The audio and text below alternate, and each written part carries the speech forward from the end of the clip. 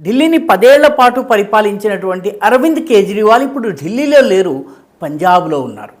కానీ ఆయన ఒకప్పటి స్నేహితురాలు, ప్రస్తుతపు బద్ధ విరోధి అయినటువంటి స్వాతి మాలీవాల్, ఆమె కూడా ఆమ్ ఆద్మీ పార్టీలో చాలా కీలక నాయకురాలుగా, రాజ్యసభ సభ్యురాలుగా ఉంది.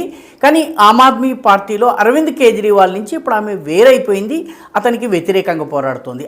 ఆమె చెబుతున్న దాని ప్రకారము అరవింద్ కేజ్రీవాల్ ఢిల్లీలో శీష్ మహల్ను తలదన్నేటటువంటి ఒక శీష్ మహల్ను పంజాబ్లో నిర్మాణం చేసుకున్నారు. అది 7 స్టార్ ఫెసిలిటీస్ కలిగి ఉన్నటువంటిది. అన్ని రకాల వైభవాలు, అన్ని రకాల ఫెసిలిటీస్తో ఉన్నటువంటి బిల్డింగ్ను నిర్మాణం చేసుకుని అరవింద్ కేజ్రీవాల్ ఆ బిల్డింగ్ నుంచే పనిచేస్తున్నారు. ఆయన ఢిల్లీకి రావడం లేదు, ఎందుకంటే శీష్ మహల్ ఆయన చేతుల్లో లేదు. ఇప్పుడు పంజాబ్లో ఆయన దగ్గర 7 స్టార్ ఫెసిలిటీ ఉన్న భవనం ఉందని స్వాతి మాలీవాల్ ఆరోపిస్తున్నారు.